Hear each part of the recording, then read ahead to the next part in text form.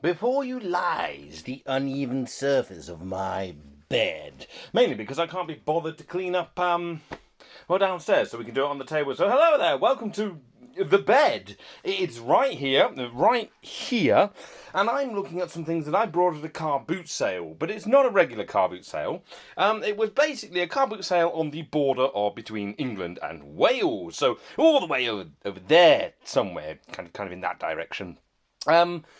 And it was a very small one. They run it every month. And so we were thinking, oh, there's going to be loads of stuff here. And it was about 10 cars. But it was really, really good. And I've got some stuff to go through. Not a lot, so I won't keep you for more than 10 odd minutes. But we'll start with the kind of things you'd expect to find on my channel, which are the standard toy cars that I like to buy. We'll look at this one first. It just reminded me of that sort of Chinese... number 103 Chinese kind of knockoff toy cars you see back in the day. I've seen these loads around. I remember them when I was a kid. And that's why I spent 50 pence buying it, because it's nice. I will do nothing with it. This one also came from the car boot sale for a whole 50 pence. And it's this is a Corgi, I believe. Yeah, this is a Corgi Vauxhall Nova. Now, apparently no Vauxhall Nova in the world has these same panels. They're all different. I wouldn't really know about that though, unfortunately, because what you gonna do? But yeah, this is a Corgi Nova. It's boot opens, which is nice. It's quite a nice little thing actually, which is why I brought it, because I don't normally buy Corgis. I don't like Corgis that much, but this one I like. I like that a lot. Right, let's move on to the weird and wonderful stuff. Weird and wonderful. I've got quite a bit of weird. Well, no, I've got quite a bit of weird and wonderful. I tell you, no. Let's move on to this. There you go. That. There was a person there selling a lot of model railway supplies, because unfortunately, bless them, their husband had died and it was his collection, so I ended up buying some station railings and, some stationary bits and pieces, because I'm getting a proper baseboard for my layout to do that properly. Some asbestos style glazing, which is great, and this, which I need in particular, slate roofing, because one of my buildings is missing its roof, so that's what that's for. That's going to do that. So nothing extravagant, but it was there. But this isn't what you've come here for. You want to see the interesting stuff, the fantastical stuff, the amazing stuff. Well, here's some more railway stuff. This is a re-railer. It is for re-railing trains onto the thing. I'm lazy. Let's go see how it works, because I haven't tried this. So we're here in the layout. Look, the clock. It's actually working now, because I put a battery in it. So yeah, you kind of put it on like that, and that fits quite nicely. And I'll just grab these. I've been home for about 15 minutes, so I haven't actually done anything. So let's try one of these first. Just kind of stick that on, and yep, that railed that fine. And yep, on for you as well. Grand. And yeah, we're just this one as well. So problematic on that one. No, that works fine. I don't think it would work with Dublo stuff, personally. Let's try the Pepsi wagon. Don't ask why I have a Pepsi wagon. Would it work with Dublo stuff? No, it doesn't. You failed because you did something you weren't designed to do for a product that they discontinued in 1964. How dare you? Oh, I'm so angry. Yes, isn't that right, Mrs. Smith? Still waiting for Mr. Smith, who's always late. That's probably where the camera was. But yes, this is genuinely useful. I actually wanted one of these. And talking about things I actually wanted, I actually wanted one of these quite badly. It's been on my eBay to pick up list. And this one was there. Oh, I spent £10 in total, because we got some other bits and pieces my old man has, because he's getting into trains. So 10 pence for all of that lot. 10 pence, £10, plus another £10. But anyway, yeah, this is the Kinyo two-way VHS rewinder something cleaner. But yeah, it's the TV55. Better cleaning with 6-facet velvet-tipped replaceable cleaning cylinders.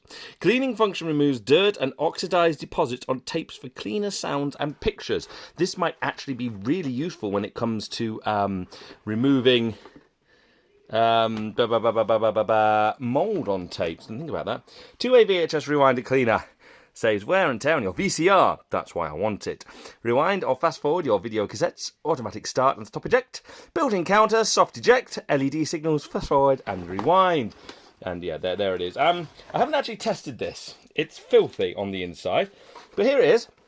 Very worn out. I mean, you can't really see inside, but it is filthy. I really, before I actually do anything serious with this, need to clean it. But first off, let's just actually see if it works. It is very basic. It's got a clean. I don't know how that works. And a button you push for fast forward and rewind, and the stop eject and a reset counter. So I'm going to plug it into this convenient thing here. Yes, there we go, convenient. So it's plugged in. It's not doing anything. Let's. I don't remember what's on this tape. It's very dusty though. Oh. Oh, it appears to be rewinding. Okay, so that's good. So if I. Oh no, it's ejected now. I've ejected it. So now it's fast forwarding. Oh, okay. So, oh, that's pretty good. So you put it in, and it goes the direction. So it's set in reverse right now, but if I push the button again, it goes in fast forward, and you hit eject and stop, or just release the button. I don't know how that works. The clean button. It doesn't seem to be any feedback there. But hey, that works. That's what I wanted. 2 rewind cleaner and something TV 55 is what that says. But hey, no, oh yeah, I'm pleased with that. I actually wanted one of these, so that's good. Very pleased that I've got that. That cost me a whole £1. The lady was lovely, and when I said I'd actually been looking for one, she was dead pleased because it was going to the tip if I hadn't gone there. So I saved that from where it belongs.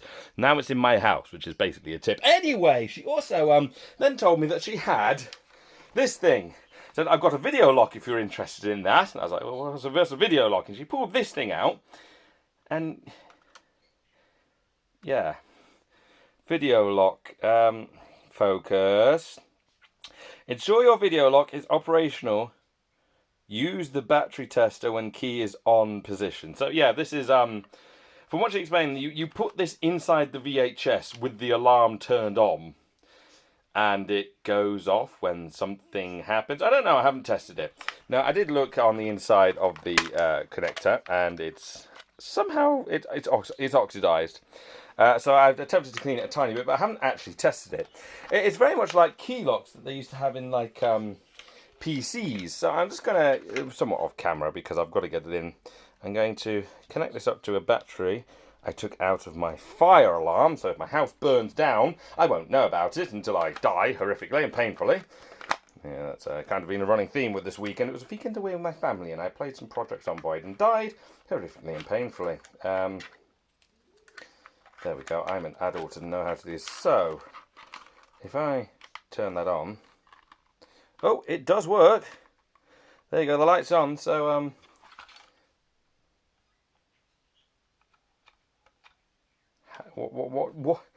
What does it do?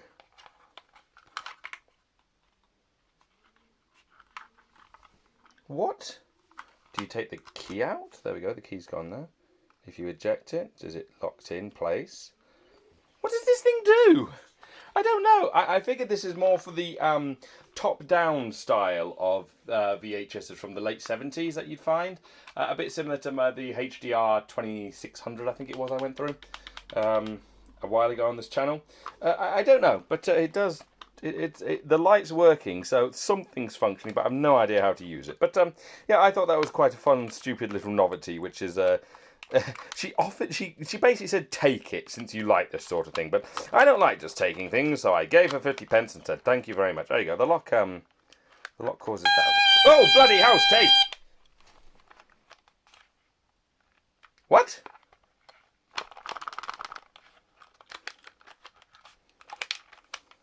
Well, that was a horrific noise. We know it works, we just don't know how to make it work. I can see a speaker in there that I'm touching now. I'm probably getting electrocuted.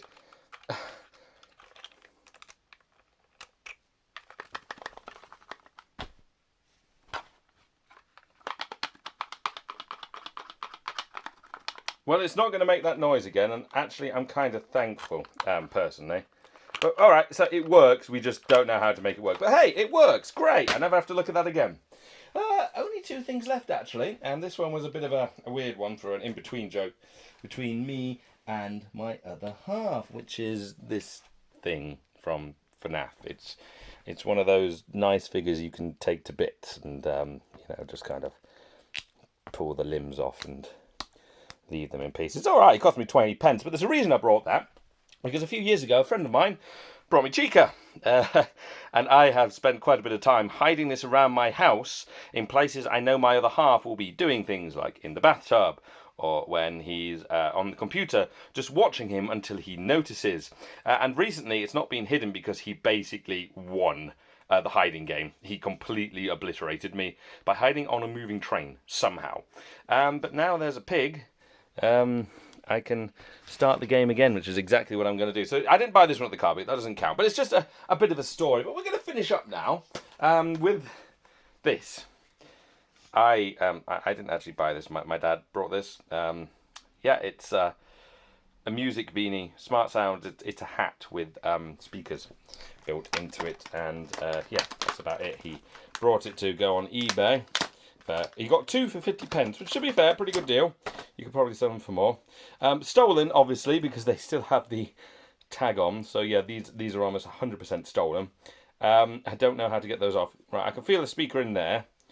I can feel a speaker in there, and there's I think I just broke the speaker. There's an auxiliary. So I tell you what, let's go test it. Aha, we're here, so I can test, but it's actually all the way over there, and I sort of need to do this. And hello, I'm in the picture now, because I can't really test this without being in the picture. So, yeah, I can walk around, setting off every single alarm known to mankind with this. But we'll plug it in here, and I haven't tested these, although I did grab the correct cable. That's not the cable. The cable is... where's the cable? There's the cable. So if we take this and plug it in there like that, and then I, with my beautiful player, hit, that'll do.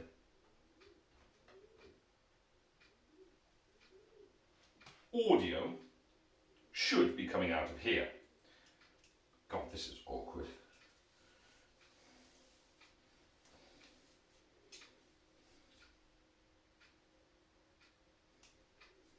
Nothing's coming out. This is a very prominent problem. It is at the beginning of a new tape. Okay, let me hit that one instead.